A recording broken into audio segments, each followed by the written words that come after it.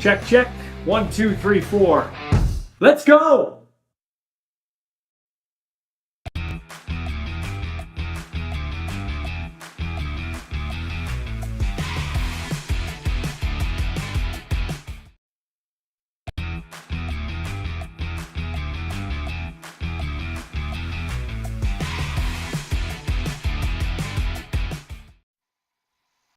Well, Dean, it's nice to talk to you again, man. Always a pleasure, Ballsy. Always a pleasure. Yeah, I love talking CFL football with a smart mind. Okay, so I did a goat CFL team by position. I'll go through this and you tell me if you agree, disagree, who you put in instead. Okay, Absolutely. I had Doug Flutie as the quarterback. Yeah, no question in terms of that one.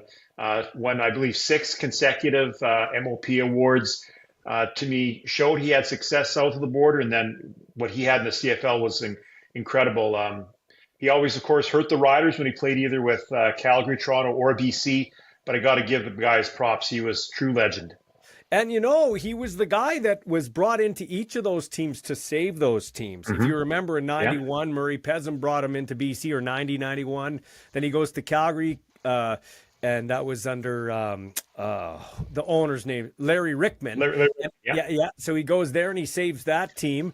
And then he goes to Toronto and kind of gets interest back there again once after the Rocket years. Yeah, yeah, and well said, Ballsy. And again, not that we could discuss for days in terms of deliberating who's on, who's not for your GOAT team. I put Warren Moon up there. Some guy. I don't believe he ever lost a Grey Cup game. I think played with the Eskimos from like 78 to 82 or thereabouts. Then had 83. tremendous. Yeah, Okay, then 83. had tremendous success south of the border. So again, but no question at all with Flutie's choice. If Moon would have stayed longer, I would have given it to Moon. Yep. And Moon didn't start all those years. Tom Wilkinson That's spent right. some time. So there you go. Okay, so I was only going to go one running back, but I had to go two just because both guys were great. I went fullback George Reed, running back Mike Pringle. That's kind of how I went. Yeah, amazing yardage from both of them. Players that could get to the end zone.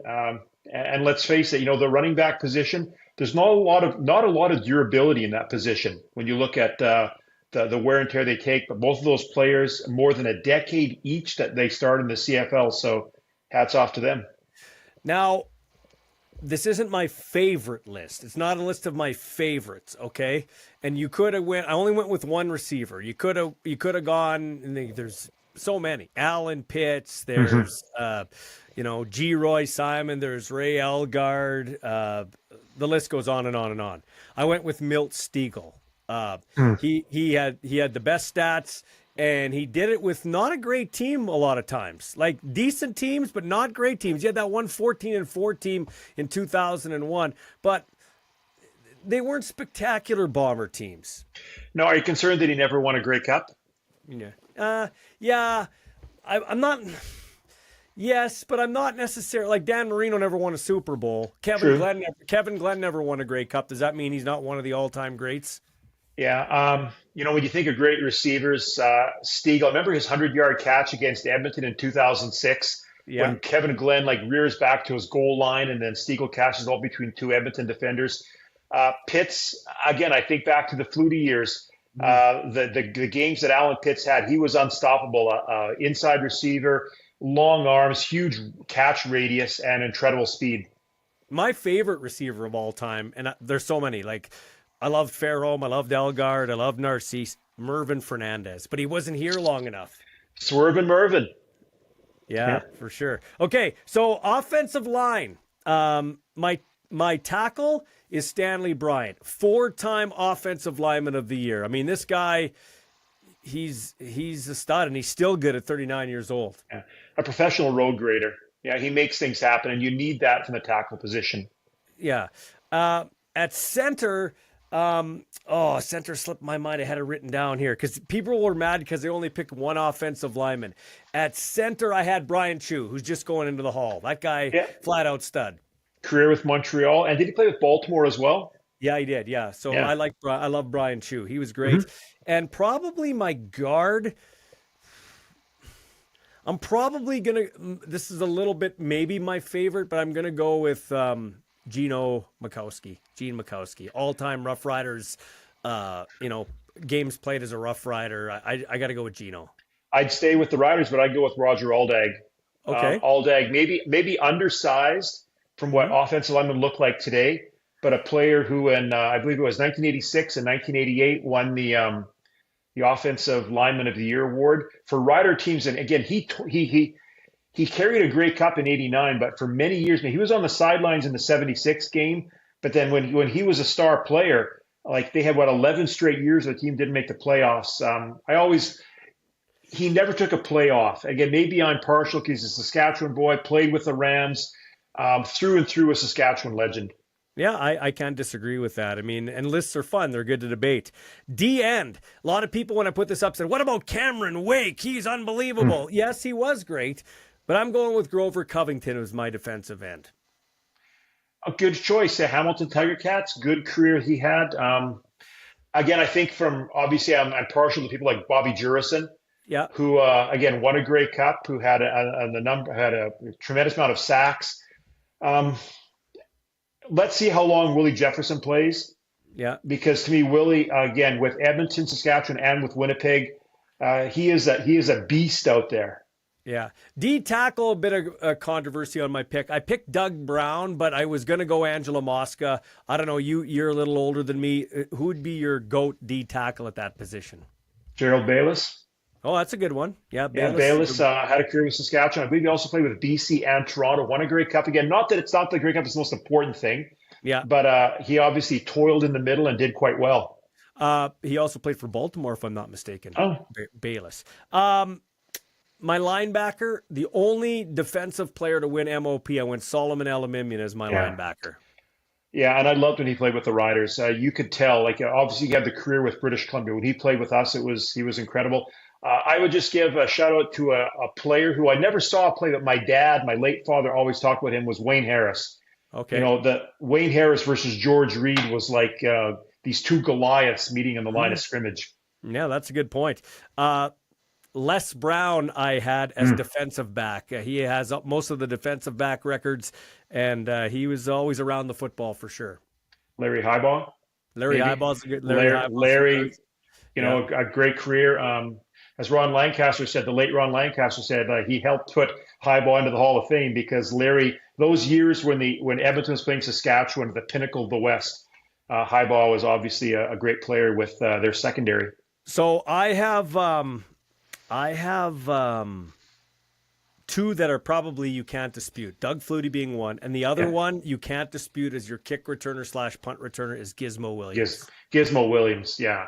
You look at the CFL list right now for return touchdowns, and we've seen Super Mario, who's working his way up the list, but it's like Gizmo was lapped them. There's that much of a gap between first and second.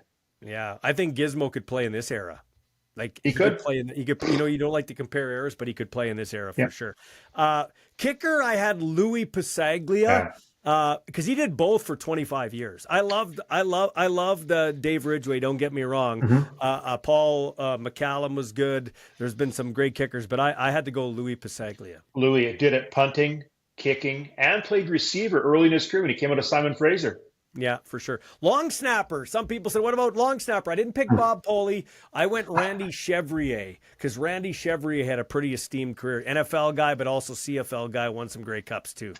Interesting you mentioned the long snapper, Ballsy. I think for a lot of us who are CFL fans, you never notice them until there's a mistake made. But I wouldn't doubt with Chevrier's success. I think Poley is always entrenched on the minds of riders because of the kick in '89.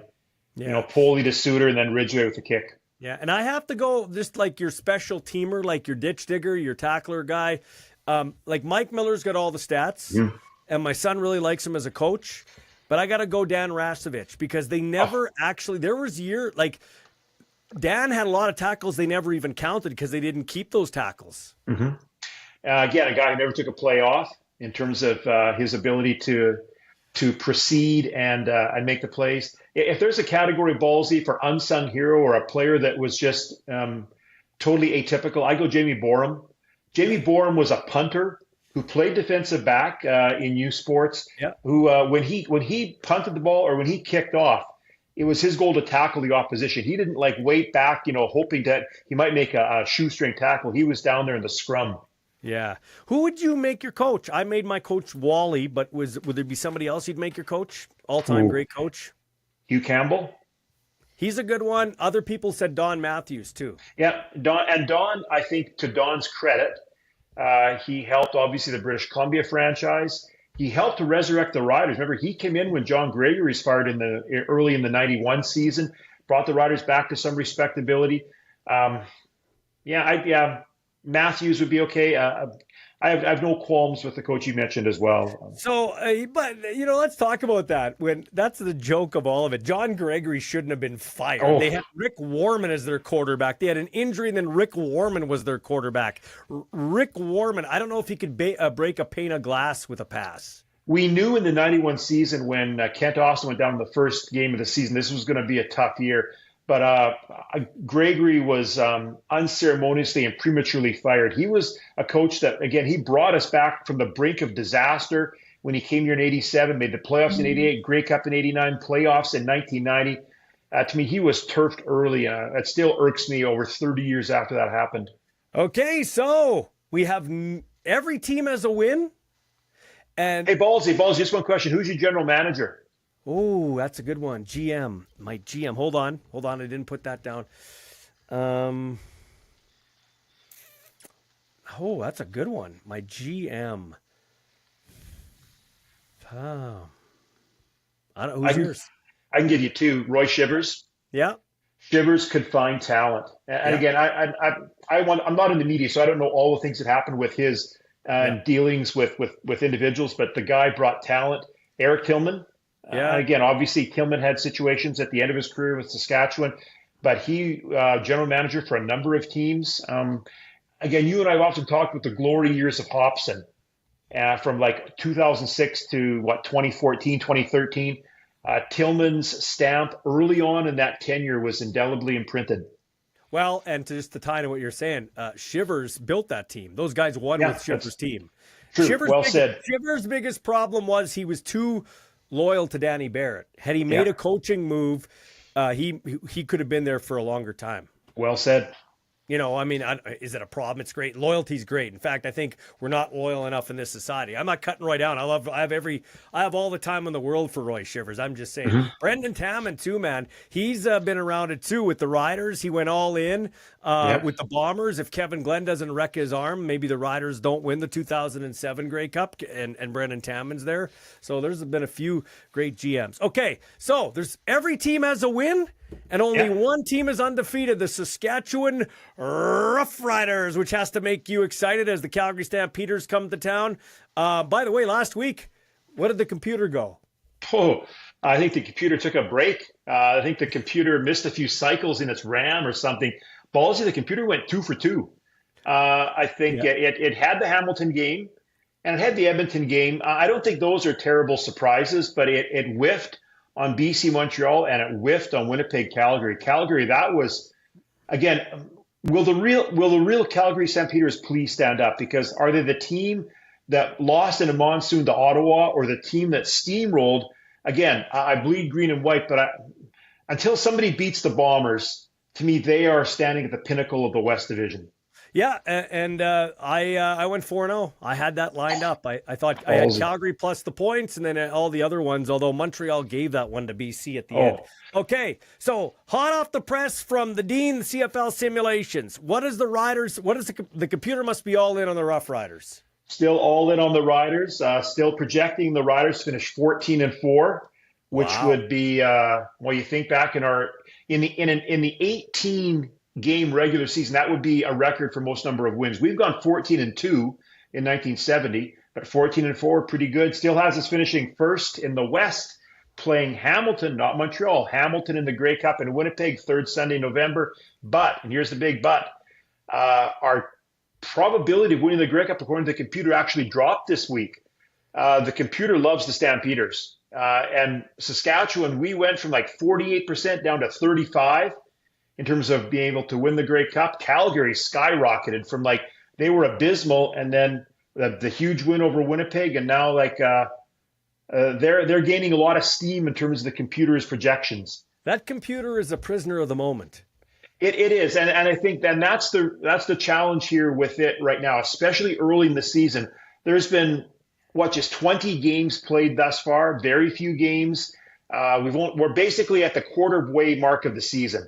So since there's few games and it gives a lot of impact on the most recent games, you're going to see these situations where this past week from Calgary emerging victorious now, it's gone all in on the Stampeders, at least somewhat. I'm happy Calgary's playing better. It's good for the league, that Stampede Bowl. People were reaching out to me saying, what do you think, Ballsy? Is that hokey? The celebration at the end was a little weird. It had a Grey Cup feel to it, but college football is bowl games. I complain about the CFL in some cases. It's out of wanting it to be better. So I can't complain when they try something new. I'm not going to complain with that. I thought, good on that. It was nice to see Calgary win. They got 22,000 there, which is a good crowd for them in that dumpy stadium. Well said. And I think we used to live in Calgary many years ago when I was a student at the University of Calgary. Typically with the CFL schedule, the Stampeders would be on a 2-week road trip. Yeah. During the Stampede. So maybe this is a way for the CFL to look at it the other way around. Maybe what can we do to enhance that? We already know people are going to be in Calgary for the Stampede. If we have this game on the eve of the Stampede, maybe it's a way of trying to leverage fans or people who are already in Calgary and see if they can go to the game before the Stampede begins. And it was a nice win for Edmonton. And what an exciting weekend. We had 5 touchdowns from Bo Levi Mitchell, a 51-38 shootout. Somebody won $1 million with 2 returns in that game. Yeah. We had 2 returns in the Edmonton-Ottawa game. It was an exciting weekend of football. It was like back to the CFL, the late 80s, early 90s, when there was a lot of huge returns, these high-scoring games. Again, Hamilton, Toronto putting up 89 points. It was quite a weekend. So here's the bottom line, okay? Call me a bomber Ballsy or whatever you want to say. I think I'm a realist. The Western Division is going to come down to the 3-game series between the Riders and the Blue Bombers. And it's 2 of them in Winnipeg, the Labor Day in Saskatchewan. So the Riders for sure have to hold serve. The Riders need to finish first. They need to win the season series because I don't see any team. Now, it's happened before, 16-2 Edmonton and 89. You referenced that. But I'd almost bet everything I have, which isn't a whole hell of a lot, Keith, but I would bet almost everything I have if Winnipeg's hosting that West final with what they've gone through, losing the last 3 Grey Cups. There's no snowball chance in hell of any team going in there and beating Winnipeg. Exactly. This it's basically we're looking down the barrel of a Saskatchewan-Winnipeg fight for first overall. With 2 of those 3 games being in Manitoba, the Riders have not won in Winnipeg, I believe, since 2018. Yeah. So we're looking basically at a 7-year gap. And it's, again, I love the mosaic. I bleed green and white. I cheer loud when I'm at the games. I go to all the games. But Winnipeg has the most compelling home field advantage of any CFL team right now. It's going to come down to the 3-game set between us and the Bombers. I also think looking ahead with the playoffs, again, not that I'm trying to predict what we're going to see at the end of the season, but with the West being really, really strong, you'd rather finish 4th in the West than 3rd because 4th gives you the crossover. 3rd means you got 2 road games, probably in the prairies in November, which could be challenging.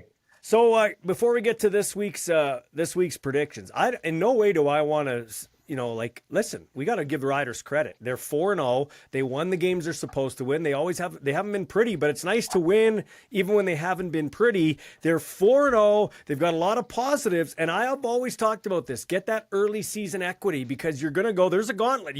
I tweeted out one of the years. There's a gauntlet for the Riders there, August, September, where it's a murderer's row. So it's nice to have a 4-0 record.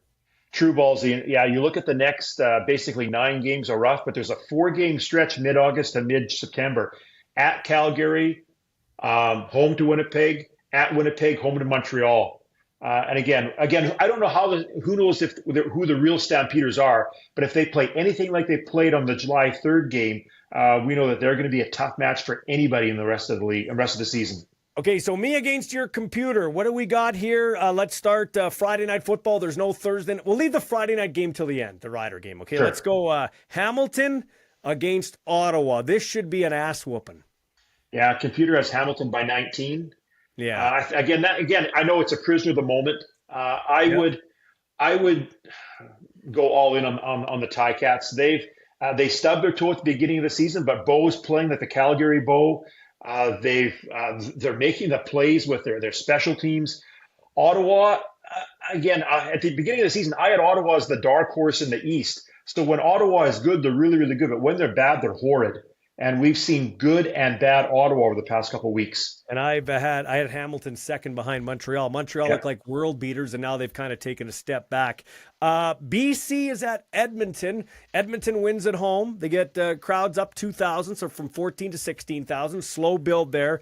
BC with a big win in Montreal. Al's kind of gifted it for him there. With a boneheaded penalty, which was kind of ticky-tack, if you ask me. I didn't know if that was a real egregious UR. And then I don't know what the hell they were doing playing off with 3.7 seconds left. Like, what are they doing there, Montreal? Well, that to me was the longest 3.7 seconds in CFL history. Was, yeah. I felt Rourke could have written a dissertation in the backfield, and then lo and behold, there's like 0.2 seconds left in the game. Right.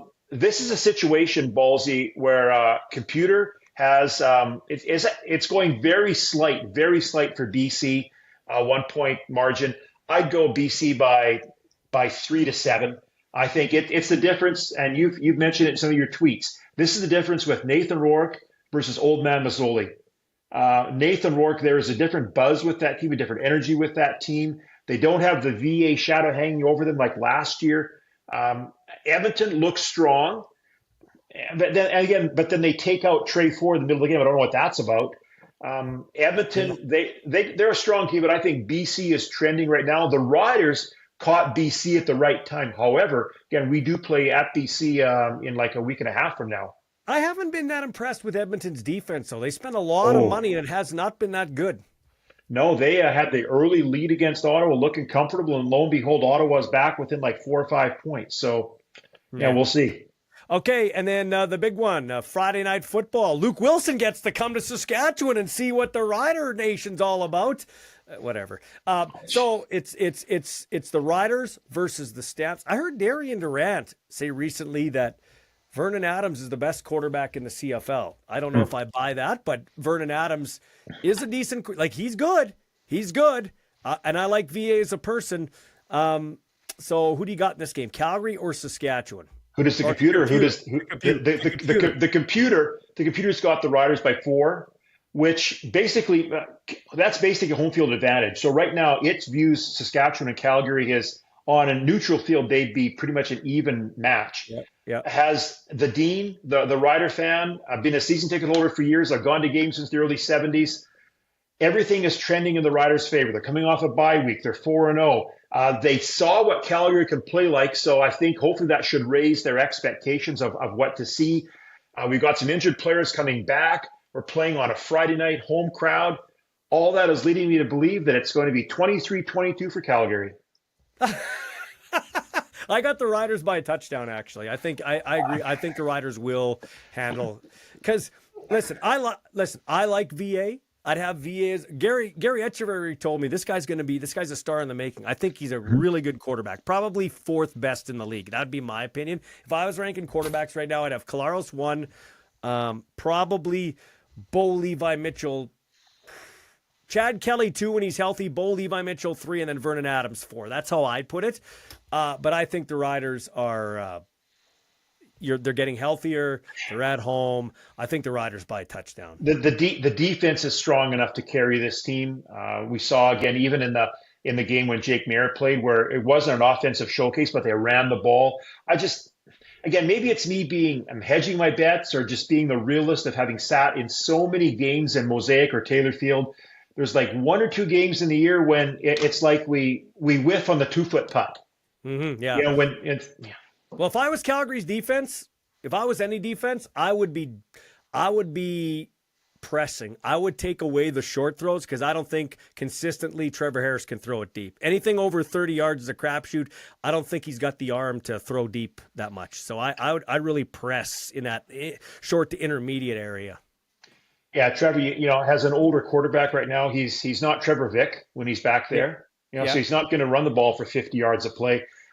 He does rely upon the quick release. So if they can jam the receivers, if the lanes are shut down, if the O-line plays like it can play, I think that'll give Harris time. But it's one of those funny feeling games I've got as a Rider fan that I've seen this movie before, that everything's trending right, and then we stub our toe partway through to the dance. Keith, the Dean, thanks for your time, man. I appreciate it. All the best, Ballsy. Go Riders.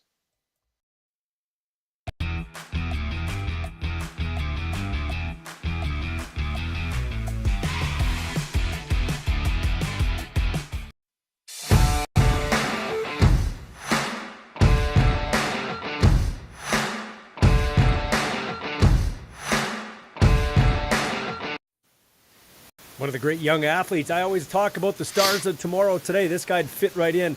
Xavier Gatin. How are you doing, buddy? Good, how are you? Good, man. So you're a quarterback in the U16 Saskatchewan team. You win the gold medal again. Tell us about the tourney. You beat, Manitoba and then Alberta. Yeah, it was great. We, had fun. It was awesome experience. Yeah. Obviously won, yeah. Yeah, so tell me about the games. The first matchup with Manitoba from your standpoint as the quarterback of the team. I think Manitoba was a okay team. Mm-hmm. I don't think they were as ready as us, so we kind of dominated at the start, and then we had the momentum throughout the whole game. Mm-hmm. And then what about that gold medal game against Alberta? I think both teams were pretty prepared, and then there was some highs and lows, but we got the momentum at the end of the game and just couldn't catch us. What do you like best about playing quarterback? It's kind of you get all the decisions, kind of.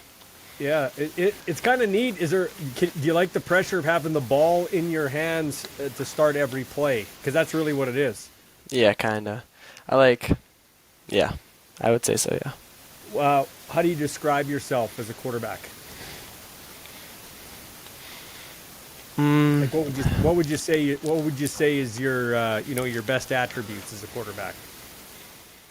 I would say decision making and arm strength and stuff, and maybe scrambling.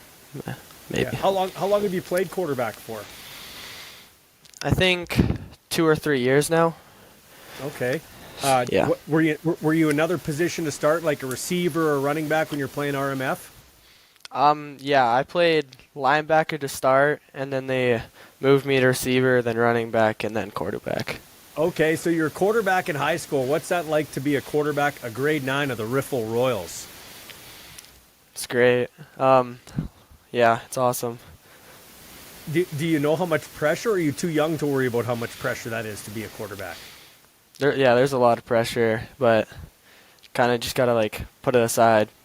Yeah. Talk about some of the coaches that helped you get here to this point. Who would you give credit to?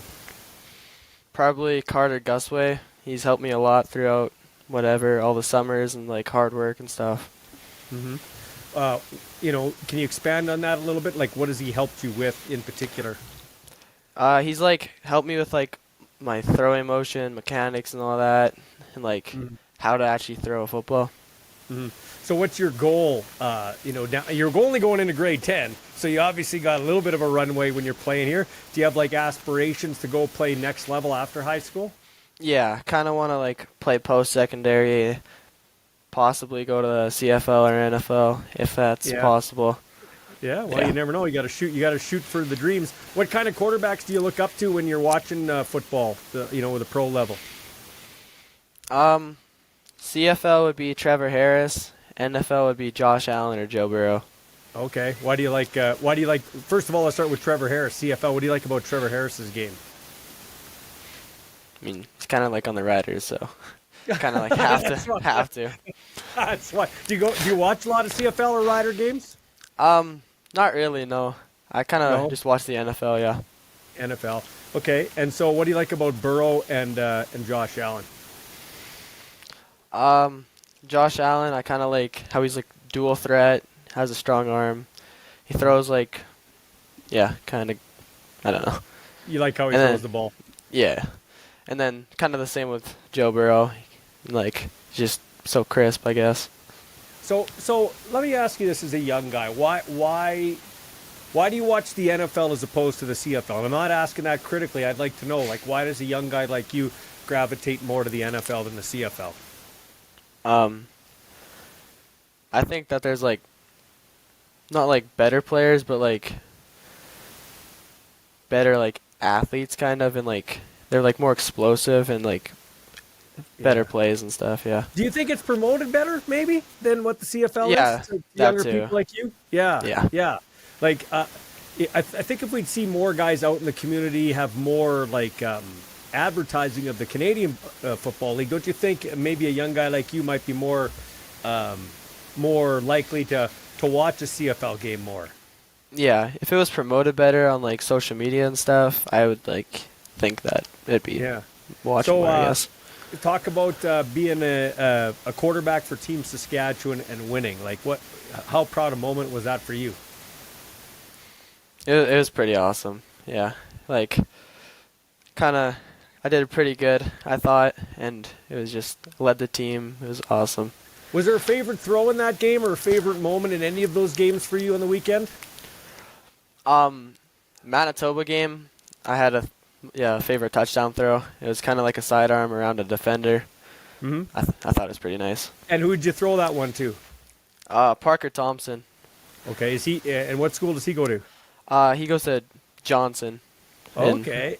Yeah. Man, how cool is that to play with all these different guys from different schools, and you kind of they're your rivals during the season, but then you come together wearing the Saskatchewan colors.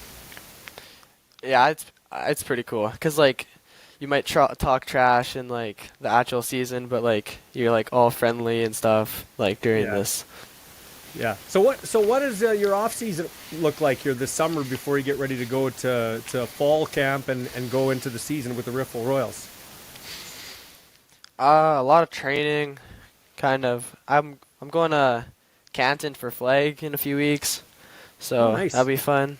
Yeah, and then just training, kind of. Is that a 7-on-7 deal? It's like 5-on-5, kind of. 5-on-5. So what is that? Did your team from the Regina League advance to there, or tell us about that? I'm not like too sure, but I think we got like invited from NFL Canada to go down to represent Canada, but I think that's how it went. That's pretty cool too, though, right? That's another avenue for a kid like you. You talked about post-secondary or maybe beyond. Who knows? Maybe there'll be a professional league one day that you could play in, or have a chance to compete for the Olympics. You ever think about that? Yeah. I think that'd be a really cool opportunity for like me, I guess. Yeah. Which football do you like better? Do you like one better than the other, flag or tackle? I kind of like tackle better because it's like kind of have to fight the adversity and stuff, and like there's a guy always in your face. Yeah. So yeah. Well, man, congratulations on a great tournament, and best of luck this summer as you get ready for your season with the Riffle Royals. We'll keep tabs on you. Okay. Okay. Thank you.